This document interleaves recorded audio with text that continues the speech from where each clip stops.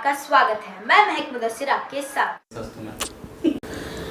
केवी news में आपका स्वागत है। मैं मुदस्सिर अहमद आपके साथ। चामराजनगर में 2 मई को ऑक्सीजन की कमी से 37 कोविड पीड़ित मरीजों ने अपनी जान गंवाई थी।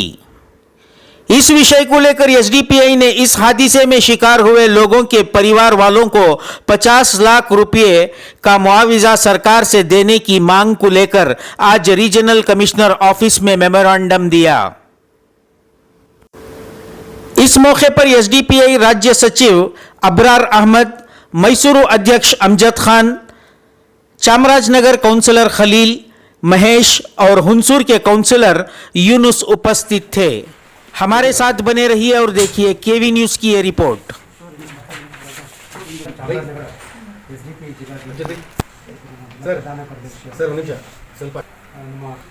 Social democratic party of India SDP ಪಕ್ಷದ ಚಾಮರಾಜನಗರ ಜಿಲ್ಲಾ ನಿಯೋಗ ಬಂದಿದ್ದೀವಿ।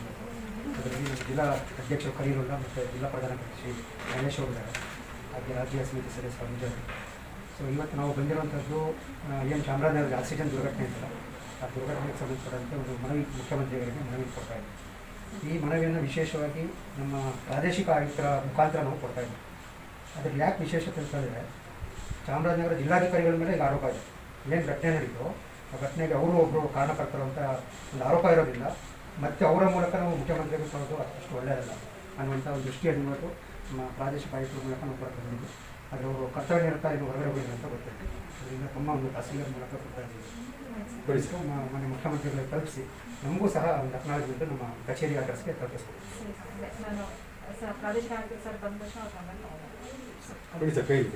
ಇಲ್ಲಿ ನೋಡಿ ಸರ್ ಹೆಂಗಿದೆ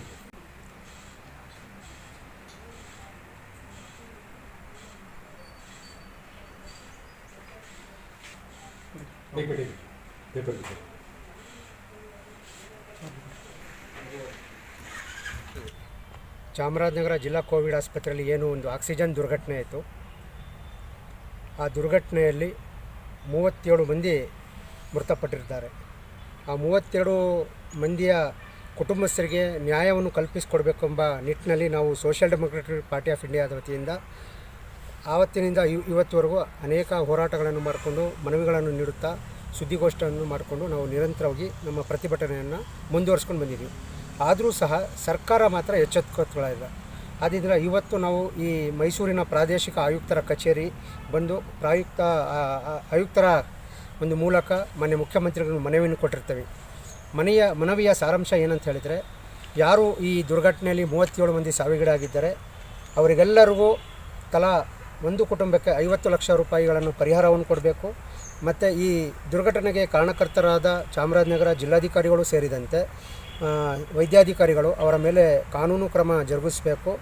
ಮತ್ತು ಈ ರೀತಿಯಾದ ದುರ್ಘಟನೆಗಳು ಮುಂದೆ ಎಲ್ಲೂ ರಾಜ್ಯದಲ್ಲಿ ಆಗಬಾರ್ದು ಅನ್ನುವಂತಹ ಒಂದು ಬೇಡಿಕೆಯನ್ನು ಇಟ್ಕೊಂಡು ಇವತ್ತು ಪ್ರಾದೇಶಿಕ ಆಯುಕ್ತರ ಮೂಲಕ ಮಾನ್ಯ ಮುಖ್ಯಮಂತ್ರಿಗಳಿಗೆ ನಾವು ಮನವಿಯನ್ನು ಕೊಡ್ತಾಯಿದ್ವಿ। ಇಲ್ಲಿವರೆಗೂ ದುರಂತ ಏನಂತ ಹೇಳಿದರೆ, ಜಿಲ್ಲಾ ಉಸ್ತುವಾರಿ ಸಚಿವರಾದ ಸುರೇಶ್ ಕುಮಾರ್ ಅವರು ನೈತಿಕ ಹೊಣೆ ಹೊತ್ಕೊಂಡು ರಾಜೀನಾಮೆಯನ್ನು ಕೊಟ್ಟಿಲ್ಲ। ಆರಾಮಾಗಿ ಚಾಮರಾಜನಗರದಲ್ಲಿ ಜಿಲ್ಲಾ ಪ್ರವಾಸ ಎಂಬ ಹೆಸರಿನಡಿಯಲ್ಲಿ ಅವರು ಮೋಜು ಮಸ್ತಿ ಮಾಡ್ಕೊಂಡು ಓಡಾಡ್ತಾ ಇದ್ದಾರೆ। ಇಲ್ಲಿವರೆಗೂ ನೈತಿಕ ಹೊಣೆ ಹೊತ್ಕೊಂಡು ರಾಜೀನಾಮೆ ಕೊಟ್ಟಿಲ್ಲ। ಮತ್ತು ಒಬ್ಬ ಅಧಿಕಾರಿಗೂ ಇಲ್ಲಿವರೆಗೂ ಒಂದು ನೋಟಿಸ್ ಇಶ್ಯೂ ಆಗಿಲ್ಲ, ಅವ್ರ ಮೇಲೆ ಕ್ರಮನೂ ಆಗಿಲ್ಲ। ಸೊ ಈ ರೀತಿಯಾದ ಒಂದು ಚಾಮರಾಜನಗರ ಇವತ್ತು ದುರಾಡಳಿತದ ಒಂದು ಜಿಲ್ಲಾ ಕೇಂದ್ರವಾಗಿ ಮುಂದುವರಿತದೆ। ಇದು ಅತ್ಯಂತ ಖಂಡನೀಯ ಅನ್ನುವಂತಹದ್ದು ಈ ಸಂದರ್ಭದಲ್ಲಿ ನಾನು ಹೇಳೋಕ್ಕೆ ಇಚ್ಛೆಪಡ್ತಾ ಇದ್ದೀನಿ। ಖಂಡಿತವಾಗಿ ಮುಂದೆ SDPI ಈ ಏನು ಒಂದು ಸಂತ್ರಸ್ತರೆ ಅವರ ಪರವಾಗಿ ತನ್ನ ಹೋರಾಟವನ್ನು ಮುಂದುವರಿಸ್ತದೆ। ಮತ್ತು ಈ ಏನು ಕೋವಿಡ್ ಸದ್ಯಕ್ಕೆ ಲಾಕ್ಡೌನ್ ನಿಯಮಗಳು ಸ್ವಲ್ಪ ಸಡಿಲಿಕೆ ಆಗ್ತಾಯಿದೆ, ಇನ್ನೂ ಸ್ವಲ್ಪ ಸಡಿಲಿಕೆ ಆದ ನಂತರ ಖಂಡಿತವಾಗಿ ನಾವು ಬೀದಿಗಿಳಿದು ಹೋರಾಟವನ್ನು ಮಾಡ್ತೀವಿ ಅನ್ನುವಂತಹ ಒಂದು ಈ ಸಂದರ್ಭದಲ್ಲಿ ಸರ್ಕಾರಕ್ಕೆ ಒಂದು ಎಚ್ಚರಿಕೆಯನ್ನು ಕೊಡಲು ನಾನು ಬಯಸ್ತಾ ಇದ್ದೀನಿ। ಕೋವಿಡ್ ಕಾಲಘಟ್ಟದಲ್ಲಿ ಕರ್ನಾಟಕದ ಅತ್ಯಂತ ನತದೃಷ್ಟ ಜಿಲ್ಲೆ ಚಾಮರಾಜನಗರ, ಆ ಜಿಲ್ಲಾ ಕೇಂದ್ರದಲ್ಲಿ ಮೇ 2ನೇ ತಾರೀಕಿನಂದು ಏನು ಸರ್ಕಾರಿ ಪ್ರಾಯೋಜಿತ ಕಗ್ಗೊಲೆ ನಡೀತು, ಕೋವಿಡ್ ರೋಗಿಗಳು ಅದಕ್ಕೆ ಏನು ಬಲಿಯಾದರು, ಸರ್ಕಾರಿ ಪ್ರಾಯೋಜಿತ ಕಗ್ಗೊಲೆಗಳಿಗೆ 37 ಜನ ಅಮಾಯಕರು ಬಲಿಯಾದರು। ಆ ನಿಟ್ಟಿನಲ್ಲಿ ಸರ್ಕಾರ ನೈತಿಕ ಹೊಣೆ ಹೊತ್ತು ಇಷ್ಟು ದೊಡ್ಡ ಮಟ್ಟದ ಕಗ್ಗೊಲೆಗೆ ಕಾರಣವಾಗಿರುವ ಸರ್ಕಾರದ ಮುಖ್ಯಮಂತ್ರಿಗಳೇನಿದ್ದಾರೆ ಅವರೇ ರಾಜೀನಾಮೆ ಕೊಡಬೇಕಿತ್ತು, ಅಥವಾ ಕನಿಷ್ಠ ಸೌಜನ್ಯತೆಗಾಗಿ ಜಿಲ್ಲಾ ಉಸ್ತುವಾರಿ ಮತ್ತು ಆರೋಗ್ಯ ಮಂತ್ರಿಗಳು ಕರ್ನಾಟಕ ಸರ್ಕಾರ ಇವರಿಬ್ಬರಾದರೂ ರಾಜೀನಾಮೆ ಕೊಡಬೇಕಿತ್ತು. ಇಲ್ಲಿ ಕನಿಷ್ಠ ಒಬ್ಬ ಅಧಿಕಾರಿಯನ್ನು ಕೂಡ ಶಿಕ್ಷೆಗೆ ಒಳಪಡಿಸುವಂತಹ ಅಥವಾ ಅವನಿಗೆ ಕಾರಣಕರ್ತ ಅಂತ ಏನು ಒಂದು ಕನಿಷ್ಠ ಮಟ್ಟದ ನಡಾವಳಿ ಕೂಡ ಸರ್ಕಾರದ ವತಿಯಿಂದ ಆಗಿಲ್ಲ. ಇದು ಖಂಡನೀಯ. ಚಾಮರಾಜನಗರ ಜಿಲ್ಲೆಯ ಬಗ್ಗೆ ಮತ್ತು ಅಲ್ಲಿನ ನಿವಾಸಿಗಳ ಬಗ್ಗೆ, ಆ ಜಿಲ್ಲೆಯ ಒಂದು ಪ್ರಜೆಗಳ ಬಗ್ಗೆ ಸರ್ಕಾರದ ಒಂದು ಮಲತಾಯಿ ಧೋರಣೆ ಹೀಗೆ ನಿರಂತರವಾಗಿ ಮುಂದುವರಿತಾ ಇದೆ. ಇವೆಲ್ಲವನ್ನು ಖಂಡಿಸಿ ಮತ್ತು ನಮ್ಮ ಚಾಮರಾಜನಗರದ ಪ್ರಜೆಗಳ ಬೇಡಿಕೆ ಏನಿತ್ತು ಅದಕ್ಕೆ ಧ್ವನಿಯಾಗಿ SDPI ಏನು ಮುಂದೆ ನಿಂತು ಹೋರಾಟ ಮಾಡ್ತಾ ಇದೆ, ಆ ಹೋರಾಟದ ಬೇಡಿಕೆಗಳು ಪ್ರತಿಯೊಬ್ಬ ಪ್ರಜೆ ಏನಲ್ಲಿ ಒಂದು ರೋಗಿಗಳು ಮರಣಕ್ಕೀಡಾದರೂ ಅವರಿಗೆ 50 ಲಕ್ಷ ಪರಿಹಾರ ಧನ ಕೊಡಬೇಕು. ಈಗ ನೀವು ಕೊಟ್ಟಿರೋ 2 ಲಕ್ಷ ಅದು ಏನೇನೋ ಸಾಲದು, ಅದಕ್ಕೆ ಬೆಲೆ ಕಟ್ಟೋದಕ್ಕೆ ಆಗದಿರುವಂಥ ಜೀವಗಳು ಹೋಗಿರುವಂಥದ್ದು. ನೀವುಗಳು ಇದನ್ನು ತೀವ್ರವಾಗಿ ಪರಿಗಣಿಸಿ ಪ್ರತಿಯೊಂದು ಏನು ಅಲ್ಲಿ ಮರಣ ಹೊಂದಿದ್ದಾರೆ ಅವರಿಗೆ 50 ಲಕ್ಷ ಪರಿಹಾರ ಕೊಡಬೇಕು, ಈ ಕೂಡಲೇ ಘೋಷಣೆ ಮಾಡಬೇಕು, ಬೇಡಿಕೆ ನಂಬರ್ 1. ಅದರ ಜೊತೆಗೆ ಜಿಲ್ಲಾಧಿಕಾರಿಯನ್ನು ಹೊಣೆ ಮಾಡಿ ಅವರ ವಿರುದ್ಧ ಶಿಸ್ತು ಕ್ರಮ ಕೈಗೊಳ್ಳಬೇಕು. 3ನೇದಾಗಿ ಜಿಲ್ಲಾ ಉಸ್ತುವಾರಿ ಸಚಿವರು ಈ ಕೂಡಲೇ ನೈತಿಕ ಹೊಣೆ ಹೊತ್ತು ರಾಜೀನಾಮೆ ಕೊಡಬೇಕು. ತುಂಬಾ ನಾನು ಅತಿ ಬುದ್ಧಿವಂತ, ಅತಿ ಸೂಕ್ಷ್ಮ ಜೀವಿ ಅಂತ ಹೇಳ್ಕೊಳ್ಳೋ ಉಸ್ತುವಾರಿ ಸಚಿವರು ಈ ಬಗ್ಗೆ ಒಂದು ನಿರ್ಲಿಪ್ತತೆಯನ್ನು ತೋರಿಸ್ತಾ ಇದ್ದಾರೆ. ಏನೂ ಆಗೇ ಇಲ್ಲ ಅನ್ನೋ ರೀತಿಯ ಅವರ ವರ್ತನೆ ಇದೆ. ನಮ್ಮ ಚಾಮರಾಜನಗರದ ಪ್ರತಿನಿಧಿಗಳು ಹೇಳೋ ಪ್ರಕಾರ ಅವರು ಚಾಮರಾಜನಗರದಲ್ಲಿ ಸ್ವೇಚ್ಛಾಚಾರದಿಂದ ಒಂದು ಮನೋರಂಜನೆ ಪಡ್ಕೊಳ್ತಾ ಓಡಾಡ್ತಾ ಇದ್ದಾರೆ ಜಿಲ್ಲಾ ಪ್ರವಾಸದ ಹೆಸರಿನಲ್ಲಿ. ಇದನ್ನೆಲ್ಲ ಬದಿಗಿಟ್ಟು ಈ ಕೂಡಲೇ ಅವರು ರಾಜೀನಾಮೆ ಕೊಡಬೇಕು ಅಂತ ನಾವು ಕೇಳ್ಕೊಳ್ತೇವೆ. ಅದಕ್ಕಿಂತ ಮಿಗಿಲಾಗಿ ಇವತ್ತು ನಾವಿಲ್ಲಿ ಪ್ರಾದೇಶಿಕ ಆಯುಕ್ತರ ಕಚೇರಿಗೆ ಯಾಕಾಗಿ ಬಂದಿದ್ದೀವಿ ಅಂತಂದರೆ, ಚಾಮರಾಜನಗರದ ಜಿಲ್ಲಾ ಅಧಿಕಾರಿಗಳೇ ಏನಿದ್ದಾರೆ ಅವರೇ ಇದರಲ್ಲಿ ಮುಖ್ಯ ತಪ್ಪಿತಸ್ಥರು. ಇದರ ಬಗ್ಗೆ ಎಲ್ಲ ಅಲ್ಲಿನ ಜನ ಮಾತಾಡ್ಕೊಳ್ತಾ ಇದ್ದಾರೆ, ಜನಪ್ರತಿನಿಧಿಗಳು ಮಾತಾಡ್ಕೊಳ್ತಾ ಇದ್ದಾರೆ, ಅಲ್ಲಿನ ವಿವಿಧ ರಾಜಕೀಯ ಪಕ್ಷಗಳು ಮಾತಾಡ್ಕೊಳ್ತಾ ಇದ್ದಾವೆ. ಮತ್ತು ಅಲ್ಲಿನ ಏನು ಸರ್ಕಾರ ನೇಮಿಸಿದ್ದ ಒಂದು ತನಿಖಾ ವರದಿ ಕೂಡ ಅದೇ ರೀತಿ ಅವ್ರ ಕಡೆಗೆ ಬೆರಳು ತೋರಿಸ್ತಾ ಇದೆ. मैं Khalilullah Chamarajanagar district SDPI president है जी। और जो चामराजनगर में 2 तारीख को जो हादसा गुजरा जी। ये 2 तारीख को जी। हादसे में जो 30-7 लोगों की मौत हुई है, जी। इस मौत की जिम्मेदार जो यहाँ के चामराजनगर के एडमिनिस्ट्रेटिव ऑफिसर थे, जी। इन्हीं के ऊपर अभी तक कोई तरह की कार्रवाई नहीं हुई। और इसी से चामराजनगर शुरुआत से जी। हमारा SDPI डिमांड करती जा रही है कि जो लोगों का हादसे में मौत हुई है जी। उनको कम से कम 50 लाख रुपये मुआवजा दिया जाए, जी। और जो ऑफिसर्स हैं इनके पास सख्त से सख्त कार्रवाई की जाए। जी। अच्छा, अब तक क्या कार्रवाई हुई है? अभी तक हमारा जो चामराजनगर में प्रोटेस्ट कर करें जी। SDPI की जानिब से, जी। और प्रेस कॉन्फ्रेंस कर जी। डिमांड किए गए। जी। आज मैसूर का प्रेसिडेंट ऑफिसर को आकर हमें मेमोरेंडम पेश किए हैं। जी। नहीं, मेरा सवाल ये था कि अब तक आपका जो मुतालिबा था हुकूमत ने क्या किया है? हुकूमत सिर्फ 2-2 लाख रुपए देकर खामोश बैठी हुई जी। है। अभी तक कोई तरह की कार्रवाई नहीं कितने मुतासरीन को मिले आप बताएंगे?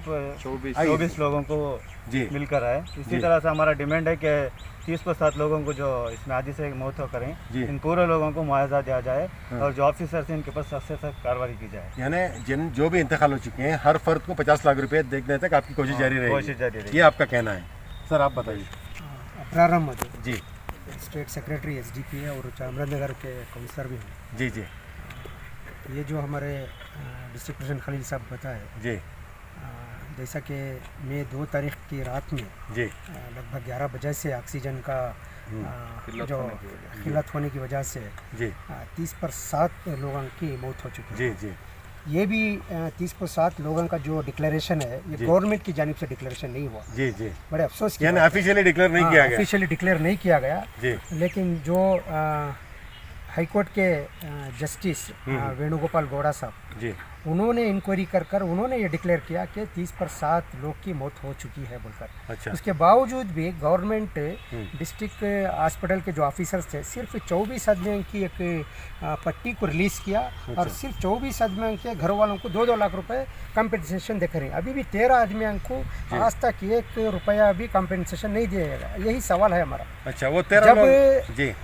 जस्टिस वेणुगोपाल सर 37 बोलते हैं, तो 37 लोगों को कंपनसेशन देना था, बिल्कुल। लेकिन सिर्फ 24 आदमियों को कंपनसेशन देके खामोश है गवर्नमेंट। जी। और साथ में जो ऑफिसर्स इसे नेग्लिजेंस किया उस वक्त चामराजनगर, इंक्लूडिंग चामराजनगर जी। डिस्ट्रिक्ट और DHO, डिस्ट्रिक्ट सर्जन, ये तमाम लोग जिम्मेदार हैं। इनकी नेग्लिजेंस की वजह से ही चामराजनगर के हॉस्पिटल का जो ऑक्सीजन का हादसा हुआ, उन्होंने ही उसकी कारण करता नहीं, जो उनकी वजह से ही हुआ है। तो उनके ऊपर भी किसी रकम का एक्शन नहीं हुआ अब तक। एक नोटिस भी इशू कर नहीं बोलकर एक इन्फॉर्मेशन है। तो ऐसी हुकूमत चल रही है जिसे आवाम की फ़िक्र भी नहीं है, लोगों की फ़िक्र भी नहीं है, सिर्फ ये अपनी फ़ायदे के लिए काम करने वाली हुकूमत आज हमें देख रहे हैं। District minister mister Suresh Kumar, हमारे जो डिस्ट्रिक्ट मिनिस्टर हैं, उन्होंने भी क्या है आज तक अपनी नाकामियाँ को लेकर छुपाने के लेकर नाकामियाँ को लेकर रेसिग्नेशन नहीं दिया। जी जी। हम के 1 से 2 मरतबा डायरेक्ट भी उनको रेसिग्नेशन की मांग की है, लेकिन आज तक रेसिग्नेशन भी नहीं दिया। अपने आप को मैं अच्छा डिस्ट्रिक्ट मिनिस्टर, मैं कामयाब डिस्ट्रिक्ट मिनिस्टर बोलकर आज भी वो चामराजनगर में घूम लेकर है, जबकि नाकाम है वो बिल्कुल नाकाम है। उनकी जिम्मेदारी थी ना गवर्नमेंट को बात कर ऑक्सीजन को, जितना ऑक्सीजन हमारा को चामराजनगर को चाहिए था उतना वो सप्लाई करने में उनका एक बहुत बड़ा रोल था, वो रोल अदा नहीं करे तो टोटल फेलूर है वो। एक फेलूर आदमी क्या है आज हमारे चामराजनगर में डिस्ट्रिक्ट मिनिस्टर बोलकर अपने आप को हाईलाइट कर लेकर हमारे चामराजनगर में घूम लेकर है। तो ये भी बहुत एक बड़ा अफसोस की बात है। तो हमारा फाइनली हमारा क्या है, चामराजनगर के ये हादसे को लेकर हमारा ये जो 50 लाख जो डिमांड है वो तो फुलफिल करना ही है गवर्नमेंट। और साथ में जो भी ऑफिसर्स हैं, जो लोग नेग्लिजेंस किए, और वेणुगोपाल सर का जो रिपोर्टिंग है, और रिपोर्टिंग में भी बोलकर हैं, इंक्लूडिंग DC का ये नेग्लिजेंस बोलकर, इनके ऊपर पूरे इनके ऊपर कार्रवाई होना, यही हमारा डिमांड है। ये डिमांड को रखते हुए आज हमें मैसूर के रीजनल कमिश्नर की जानिब से हम चीफ मिनिस्टर को एक मेमोरेंडम देकर हैं। इसमें भी खास बात है, किस लिए हम इधर आए बोले तो अभी चामराजनगर DC के ऊपर एलिगेशन है, तो ऐसा एलिगेशन रहने वाले के आदमी के तरफ से हमें चीफ मिनिस्टर को अपना मेमोरेंडम नहीं दे सकते। तो इसलिए हमें चामराजनगर से मैसूर को रीजनल कमिश्नर की यानी आपका सीधा ये बात कहना है कि चामराजनगर का एडमिनिस्ट्रेशन नाकाम है, आप उस पर बिल्कुल यकीन नहीं रखते, इसलिए आप मैसूर आए हैं। और खुसरो और भी बता रहे हैं, खुसरो और वो हमें नहीं बता रहे।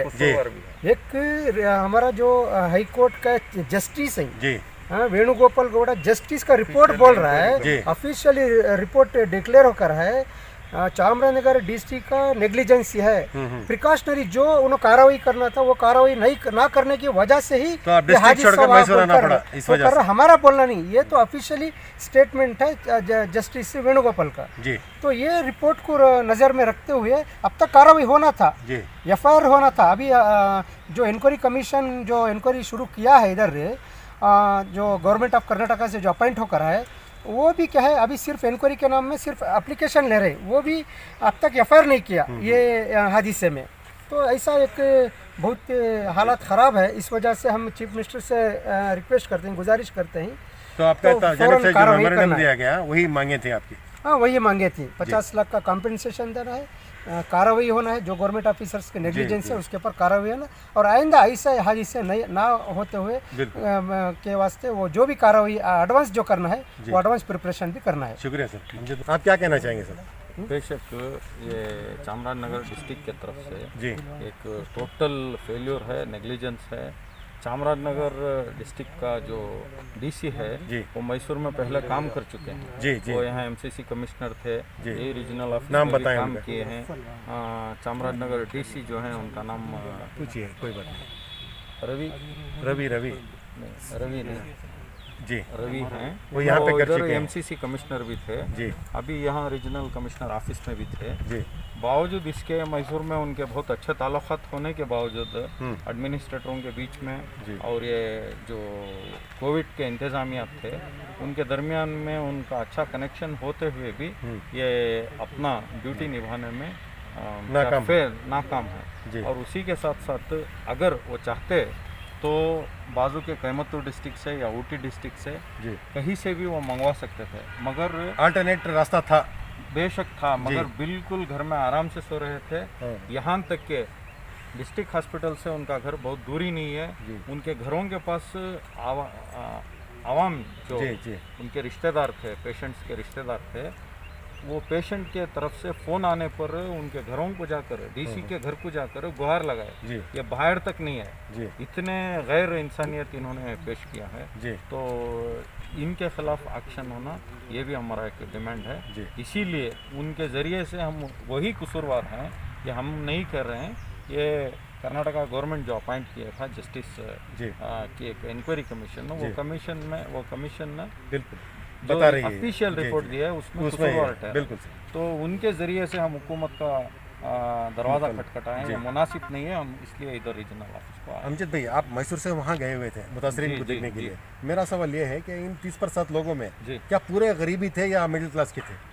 देखिए, चामराजनगर एक नया उभरता हुआ डिस्ट्रिक्ट है। वहाँ प्राइवेट सिस्टम बहुत कम है। जी। यहाँ मैसूर के जैसा नहीं है, बहुत private सहूलतें नहीं है मैसूर सहूलतें जैसी। नहीं है। जी। इसलिए वहाँ जो भी है जी। वहाँ के डिस्ट्रिक्ट गवर्नमेंट हॉस्पिटल पर ही डिपेंड होना पड़ता है। हाँ। हम ऐसा नहीं कह रहे हैं कि पूरे गरीब लोग ही थे, जी। सहूलतमंद लोग भी थे, जी। मगर वो गरीब हो या सहूलतमंद, जान होती है।